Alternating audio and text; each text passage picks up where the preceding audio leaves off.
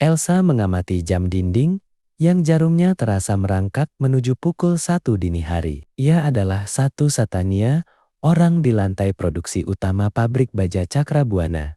Pabrik itu dengan cerobong asap raksasa yang sudah lama mati, memiliki reputasi yang sama gelapnya dengan besi yang diolahnya. Sudah 5 tahun, Elsa bekerja di sana, dan ia sudah biasa dengan bunyi-bunyi aneh derit logam yang bergeser sendiri. Ketukan ritmis dari gudang kosong, dan bisikan yang kadang-kadang melintas di batas pendengaran. Malam itu berbeda.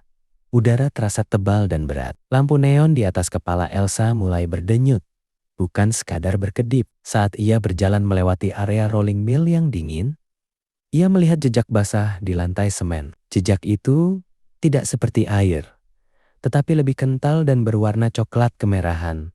Seolah-olah lumpur berkarat yang baru saja diinjak. Elsa berhenti. Jejak itu berasal dari arah ruang kontrol lama yang disegel, tempat di mana puluhan tahun lalu seorang mandor dikabarkan terjepit mesin hingga tewas mengenaskan. "Siapa di sana?" Elsa memanggil.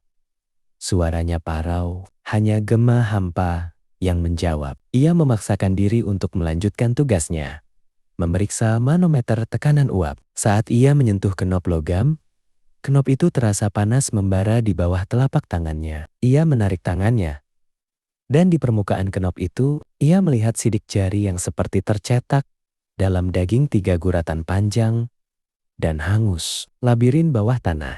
Tiba-tiba, sirena darurat tua di ujung lorong berbunyi keras, hanya sekali, memekakan telinga. Sirene itu seharusnya sudah mati total. Dalam kepanikan, Elsa melihat ke arah sumber suara. Di sana, pintu baja yang menuju terowongan servis bawah tanah area yang sudah dilarang dimasuki sejak lama terbuka sedikit, mengeluarkan embusan udara yang berbau sulfur dan besi hangus. Rasa penasaran yang fatal mendorongnya. Elsa mengambil senter beratnya dan melangkah ke dalam terowongan. Begitu kakinya menyentuh tangga besi, pintu baja di belakangnya menutup dengan benturan keras, mengunci dirinya di dalam kegelapan yang mencekik. Senter menyapu lorong sempit yang lembab. Dinding-dinding beton tampak retak dan ditumbuhi lumut hitam. Di setiap sudut, Elsa melihat tumpukan kain tua, seperti seragam kerja yang dibuang. Tetapi ketika ia sorot dengan senter, kain-kain itu tampak bergerak samar, seolah bernapas. Ia sampai di ruangan besar,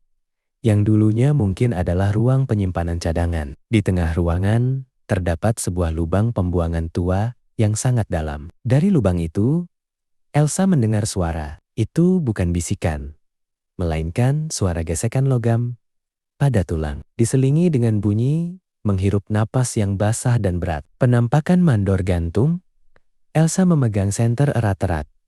Gemetar saat ia mengarahkan cahayanya ke langit-langit rendah.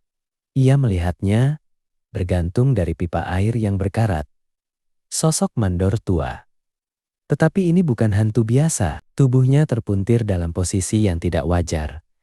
Kulitnya berwarna abu-abu gelap seperti abu, dan matanya membelalak, kosong, menatap langsung ke arah Elsa.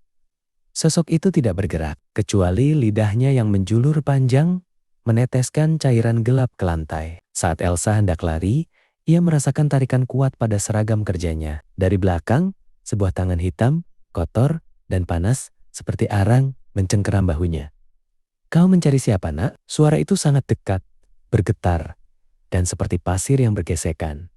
Elsa memejamkan mata dan berteriak sekeras-kerasnya. Ia meronta dan berhasil lolos. Saat senternya terjatuh, ia hanya sempat melihat sekilas wajah di belakangnya.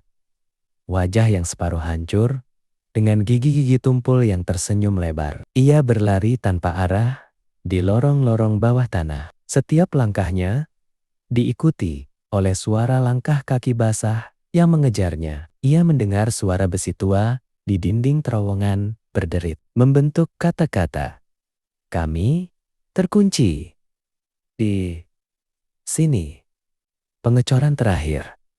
Sampai di ujung terowongan, ia menemukan sebuah tangga yang menuju kembali ke lantai produksi. Ia menaikinya dengan sisa kekuatannya, terhuyung-huyung kembali ke area pengecoran. Saat ia sampai, ia disambut oleh pemandangan yang tak masuk akal. Semua mesin peleburan, pengecoran, conveyor belt berjalan dengan kecepatan penuh, mengeluarkan asap dan percikan api, seolah-olah ratusan pekerja sedang beroperasi. Padahal tidak ada seorang pun. Di tengah hiruk-pikuk mesin yang bising, berdiri boneka kain tua yang pernah ia lihat. Boneka itu sekarang tidak diam. Ia duduk di kursi operator, dengan kepala mendongak, memperlihatkan dua mata kancing yang bersinar merah redup. Boneka itu mengangkat tangan kainnya yang compang-camping, dan semua suara mesin mendadak terdiam total. Keheningan yang tiba-tiba itu jauh lebih menakutkan daripada suara bising tadi. Boneka itu menunjuk ke arah Elsa.